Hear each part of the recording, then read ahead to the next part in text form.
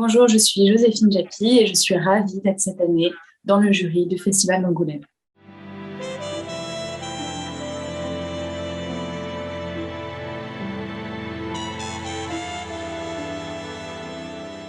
On perd un peu tous les repères temporels en ce moment, mais c'était l'année dernière en effet. C'était la première fois que je venais réellement au festival en ayant entendu parler beaucoup du festival. C'est un peu la rentrée des classes du cinéma français, j'ai l'impression, le Festival d'Angoulême. C'est un peu le moment où, après les vacances, on se retrouve et on parle de cinéma ensemble. Et non, j'étais très surprise par l'accueil qu'avait reçu le film l'année dernière et par le niveau de cinéphilie en fait, des spectateurs du Festival d'Angoulême. Un mélange de tout, en fait. Un mélange évidemment évidemment des personnes avec qui on va co-juger, voilà. Évidemment, aussi parce que c'est un festival que je trouve, encore une fois, particulièrement cinéphile. J'adore la sélection du Festival d'Angoulême, euh, sa pluralité.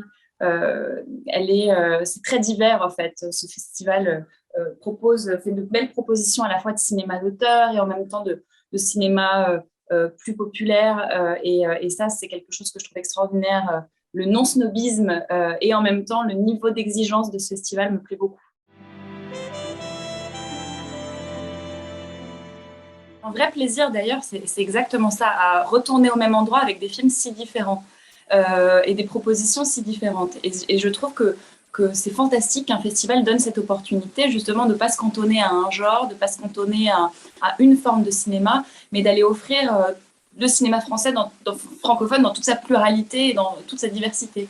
Et moi, ça me plaît beaucoup, justement, ce grand écart d'une année sur l'autre entre 2021 et 2022, de venir avec Eugénie Grandet, ce film austère et auteur, enfin, adapté de Balzac, et revenir cette année avec une joyeuse équipe pour présenter une comédie d'aventure familiale. Je pense que je fais partie d'une génération qui se sent très libre euh, au niveau des frontières, au niveau du monde. On se sent plutôt appartenant à une forme d'univers globalisé. Je pense que la question de la communauté nous parle plus que, par exemple, la nationalité. Et je pense que cette question de la francophonie, quand même, reste en tout cas un concept auquel je suis attachée, qui renvoie et en particulier pour le cinéma, je me sens très francophone dans le cinéma que j'aime. J'ai une admiration pour tous ces cinéastes francophones avec ces liens qu'on tisse à l'autre bout du monde avec d'autres univers, d'autres sociétés, d'autres cultures. Et ça, je trouve ça fantastique que toutes ces cultures, toutes ces communautés, toute cette diversité se réunissent sous la bannière de la francophonie. Voilà. Donc moi, ça me parle. Je pense qu'aujourd'hui, la question de frontières, elle est beaucoup plus diffuse, mais que donc cette espèce de réunion globale, moi, me parle beaucoup et me plaît beaucoup. J'ai commencé, oui, très jeune et avec le recul, j'ai commencé il y a 17 ans, ouais, donc presque en même temps que le début du festival. Et je pense qu'il y a quelque chose de particulier quand on commence si jeune, c'est déjà que le cinéma et les films qu'on fait se font un peu le témoin de notre évolution. J'ai fait des films comme enfant, j'ai fait des films comme adolescente, puis comme jeune femme et aujourd'hui comme femme. Et le cinéma m'a accompagnée dans ce chemin-là, évidemment avec des périodes où j'avais moins envie peut-être d'être à l'écran, voilà, adolescente. J'ai eu un moment où j'avais plutôt envie qu'on me laisse tranquille. Et donc, il y a eu un peu ces formes d'évolution, voilà. Et après, aujourd'hui, j'ai complètement embrassé une carrière, ce qui est très différent quand on est enfant. C'est pas une carrière, le cinéma, c'est une passion, c'est une envie.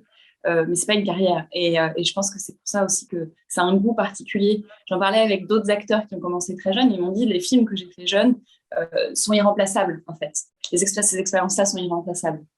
Et aujourd'hui, oui, je le vois comme une carrière et avec l'envie, en tout cas, qui n'est pas forcément une envie exprimée de rareté, mais l'envie de choisir, de me faire plaisir. Je pense que ce genre de carrière, c'est tellement un marathon que j'ai pas envie en fait de faire plein de choses et puis peut-être du coup me dire dans quelques années que j'aime moins ça parce que j'ai trop tourné. Voilà. Et je préfère du coup choisir des projets qui me plaisent vraiment. Donc après, c'est moins conscient que c'est pas très conscient en fait. C'est plutôt au fil des envies et de l'endroit où j'en suis à ce moment-là, quoi.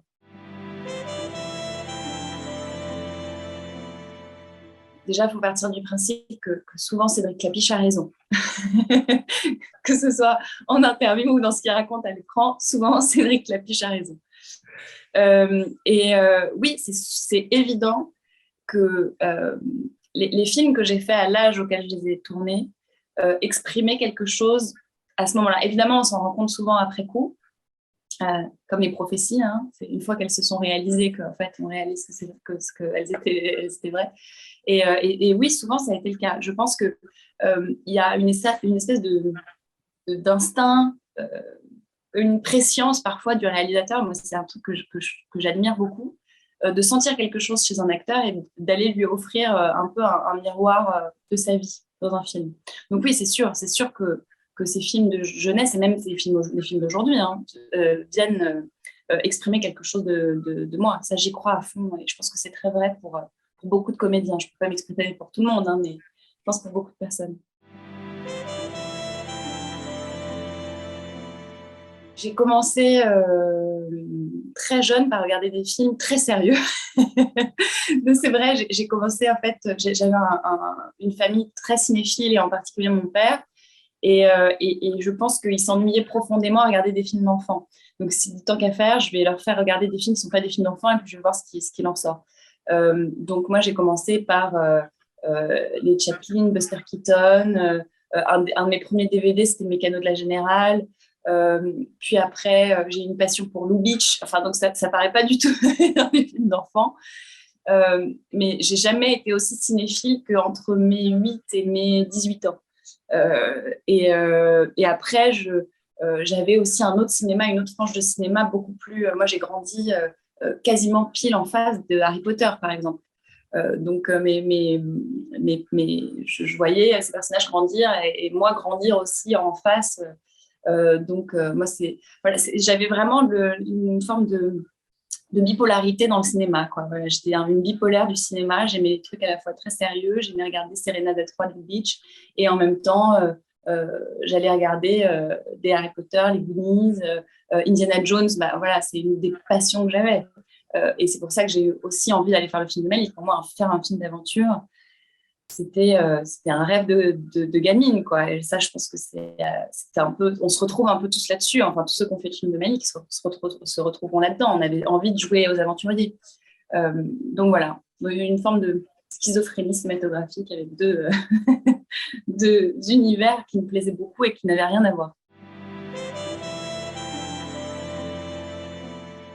Ça fait partie de ces immenses figures cinématographiques avec lesquelles, encore une fois, j'ai grandi et qui ont été comme des marqueurs, en fait, des marqueurs du grand cinéma. Je sais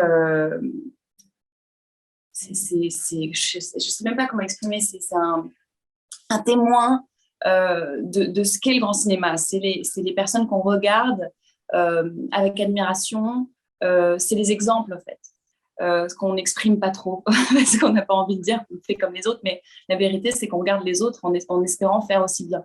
Voilà, c'est les acteurs qu'on regarde en se disant, mais j'espère un jour pouvoir faire aussi bien, avec beaucoup de plaisir et peut-être parfois même une forme d'envie. Voilà, donc pour moi, ça fait partie de toute cette galaxie de comédiens. C'est exactement ça.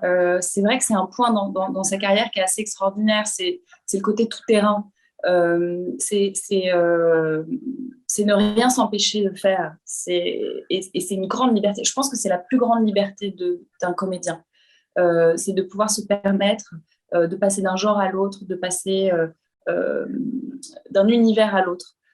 C'est très rare, en fait, les acteurs qui se sont permis ça dans une carrière.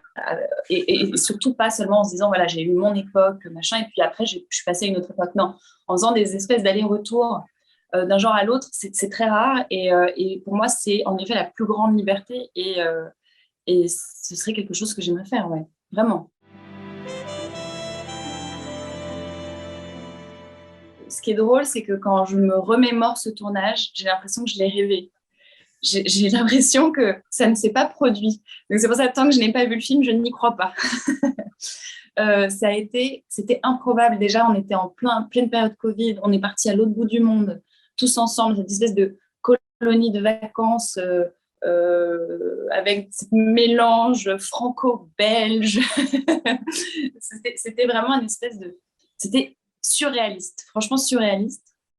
Et, euh, et quand on s'est retrouvés dans certains décors, on était dans la jungle, on cherchait un trésor. Il y avait des décors mais fantastiques, des trucs fabuleux, moi, que je ne pensais jamais voir vraiment de mes yeux, quoi. Donc oui, évidemment, on retrouve un plaisir de gosse. Moi, j'avais l'impression de retrouver un truc de, on dirait qu'on fait ça et qu'il se passe ça et qu'en fait, on va chercher un trésor et il y a un vrai plaisir. Et en même temps, on est en train de faire un truc sérieux. Donc, parfois, il fallait aussi se souvenir de ça. Et je pense que le tournage était quand même pas facile. Il faisait super chaud, on était dans des conditions de dingue. Donc, ces conditions venaient nous rappeler de temps en temps qu'en fait, on était quand même en train de faire un sacré truc. Et c'est ce que j'ai dit à Malik et Ludo. J'ai dit, mais vous êtes fous. Vous êtes fous de faire un truc pareil, pleine période de Covid. Malik d'écrire, de réaliser et de jouer dans un film comme ça. Mais je lui ai dit, mais t'es cinglé. Enfin, rajoute-toi encore d'autres difficultés, quoi. Enfin, et non, je trouve... franchement, j'ai l'impression d'avoir rêvé. Tant que je n'ai pas vu le film, je n'y croirais pas. C'est le plus important. Le retour d'un festival, il est assez unique et précieux parce qu'on a à la fois un retour critique qui est évidemment intéressant. Moi, j'aime le retour critique parce que il y a une forme de recul que je trouve très intéressant en fait là-dedans. Et en même temps, il y a l'enthousiasme ou non du retour public. Et donc, la combinaison des deux permet d'avoir une vision assez globale en fait, de ce qu'on a fait. Voilà, je pense qu'il ne faut pas être trop conscient, j'ai l'impression. Il faut résister à l'envie de comprendre exactement ce qu'on est en train de faire dans une carrière dans le cinéma. Sinon, je pense que ça devient trop dur. Mais quand même, je trouve que c'est intéressant d'avoir un peu une idée de ce qu'on a fait, de où on en est, de comment un film est reçu par rapport à un autre. Je pense que c'est aussi ça qui construit c'est la conscience du métier. Voilà. Donc, il faut à la fois avoir conscience et pas trop. Et je trouve qu'un festival, c'est une bonne chose pour ça parce qu'on a les deux, en fait. On a les deux on a le cerveau et on a le cœur. C'est l'enfer pour moi. C'est pour ça que non mais c'est vrai, je vous assure, je devrais pas le dire. C'est pour ça que j'en fais pas beaucoup et c'est pour ça que je fais peu de festivals et que je fais des festivals quand je vois qu'il y a un jury en face où je me dis ok, voilà, je sais que je vais trouver mon compte là-dedans. Je déteste juger les films des autres, je déteste juger le travail des autres. Euh, En tout cas, de manière dans ma chambre, je peux le faire. Mais en public, c'est autre chose. Et puis c'est tellement dur de juger le travail de quelqu'un qui a passé des années à aimer un projet, à donner toute son âme. Et voilà, j'aime pas. J'aime adhérer. J'aime pas critiquer. Donc c'est ma position de jury. Voilà, vous savez comment je travaille maintenant en tant que jury. Je dis pas quand j'aime pas et puis je dis quand j'aime.